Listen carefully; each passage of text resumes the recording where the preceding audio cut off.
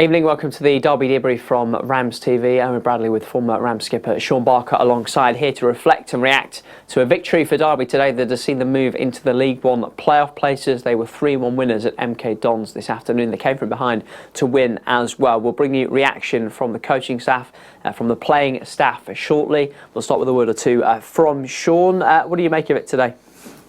Slow 45 minutes to start off. I don't think either team took control. You can understand with obviously the effort that went in midweek, but we never really looked like a Paul Warne side away from home. There wasn't that kind of front foot aggression, pressing with intent, landing on second balls, and it was kind of after the first couple of minutes where they had a glorious chance, Greg did, and Wildsmith made a good save. You kind of hope that we'll settle into the game, and not much major happened for long spells of that first 45 minutes.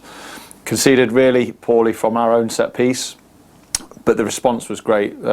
Within a minute or so we'd scored to make it equal, and then the second half, different team on the front foot from the first moment, put them under pressure, got balls into the box, scored obviously a couple of set pieces and finished it off with a third from Mendes Lang. So much improved in the second half and a brilliant away performance. Lots of things to talk about. First goals today for Hayden Robertson, a Derby shirt, a debut for Jake Rooney as well at the heart of the defence. We will get to all that. First, let's bring you some reaction from the camp. We can hear from assistant head coach Richie Barker.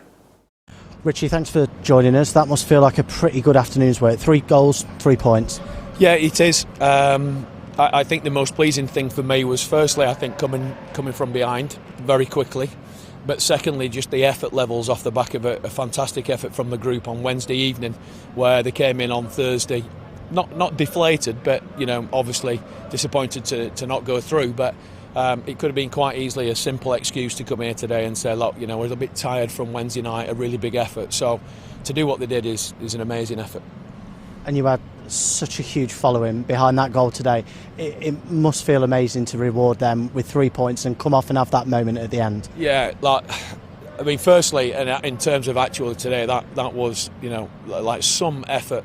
But when you add to the fact of the effort from the group who came to Liverpool the other night, then they went to Torquay last week, even last Tuesday at Morecambe. It's absolutely amazing. I mean, obviously I know it's a relatively local game, but still, for that many people to make that effort, and then for obviously the goals to go in at that end towards it in the second half, is a massive reward for them. And they've been great with us since we came, and hopefully they can see improvements and they can see what we're trying to do, and they'll stick with us through the good times and the bad times. Back on the pitch, was the key responding as quickly as you did to going behind? Because I would imagine it would have been a completely different team talk at half time if you were a goal down. Yeah, I think so, and it showed real character in the group, which was important. But I think look, it would have been a different team talk. However, the goals is avoidable, and I think it's one of those things that if things don't go for you, unfortunately, then you end up. You end up as we were, a goal down, but I think it was important for their confidence and for their energy levels that, again, I keep saying about the effort that went in on Wednesday night, and and all due respect as well, the squad's down to its bare bones a little bit. It's not as if we can come in. I came and watched MK on Tuesday night. They made, 4, 5, 6 changes, whatever it is. 2 or 3 of the lads weren't even on the bench. They had an extra 24 hours rest, and we keep throwing the same players out in different positions, players playing out of position, and they keep doing the right things. So, the goal was important, but the second half display was excellent. Are we seeing the value of set plays now? It's 2 goals from a set play and a glorious third goal as well, yeah. Team move. Yeah, the third goal was excellent. Nat deserves that. He's probably, being a bit critical of himself, really, in terms of his end product. But we do, I'm sure the players will tell you that we talk about set pieces all the time, the importance of them. They win you leagues, they get you promoted. So, we make no apologies for the fact that we concentrate on them and we ask them to see the relevance of them. So, hopefully that's coming through as well. Craig Forsyth has been a revelation at centre-back.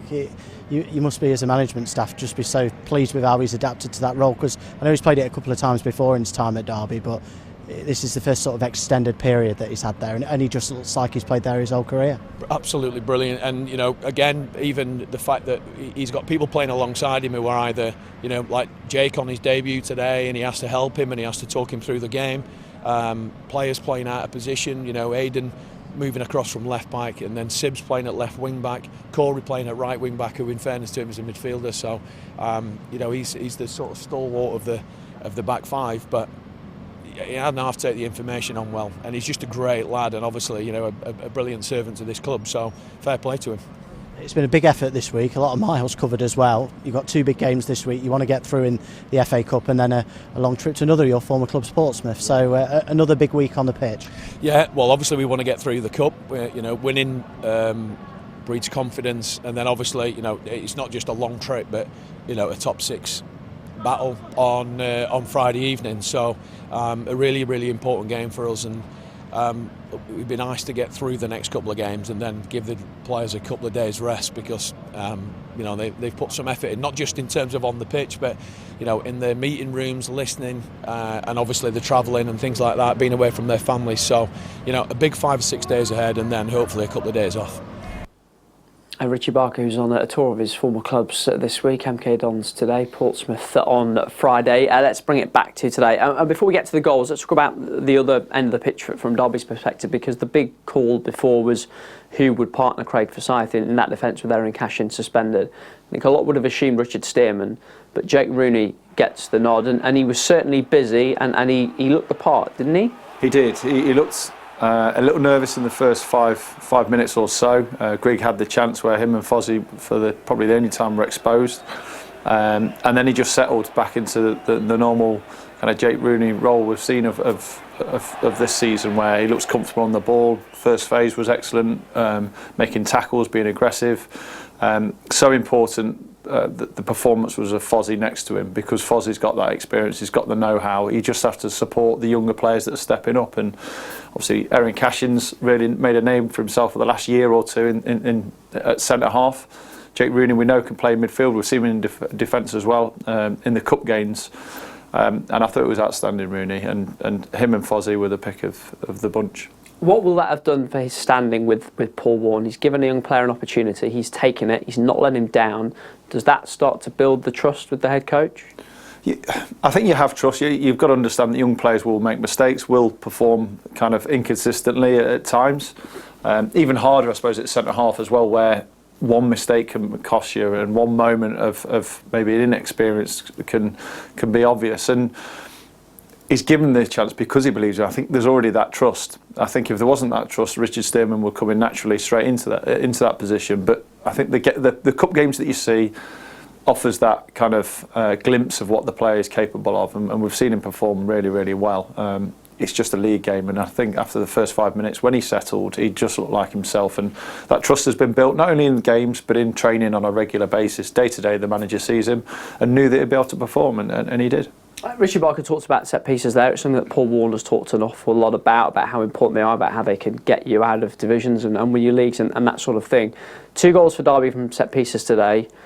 A goal for either side from set pieces today, because the goal that opened the scoring, Barry's goal in the first half, came from a Derby corner, which I'm sure will frustrate Paul Warne, but he'll be pleased only with how quickly they reacted.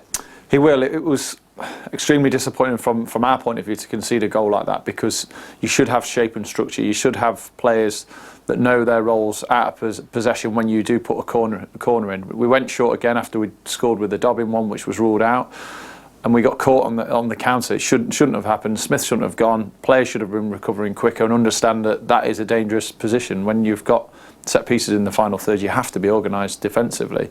We got caught out with that. But the response was excellent. The first corner that came in, I thought they struggled from set pieces all afternoon. I mentioned it at half time, get the ball into the box, put them under pressure.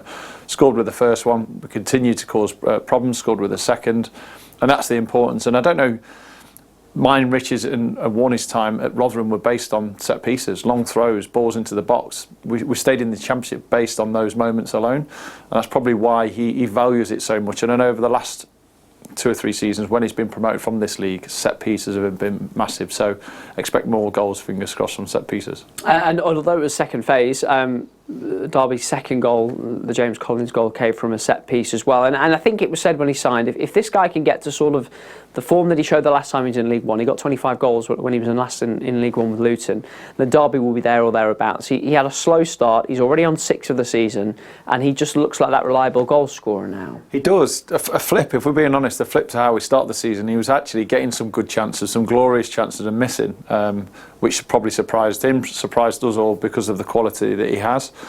He's been a different player. Since Paul and Richie have taken charge, the work that they'll be doing with him, the understanding he wants. Obviously, at times he's played with another striker, which I think allows him to be more involved in the game in general. Today he was obviously up there on his own again, but he was limited to very few moments in the game this afternoon. But the one moment that counted was that finish. It looked like it was going to get chalked off, but fortunately for the referee, he saw that it came off Johnson, who actually cleared the ball back towards his own goal, and it was him that was sniffing. It was him that was showing his natural instincts of being in the right place at the right time. And we can't kind of credit the wonderful finish with his left foot. Brilliant finish, and a great goal for a striker. And we talked before the game about Nathaniel Mendez-Laing and how he maybe hasn't got the rewards for his performances and for his efforts. A couple of assists here and there. But he gets his goal today that clinched it for Derby and really killed the game off, and he took it ever so well. He did.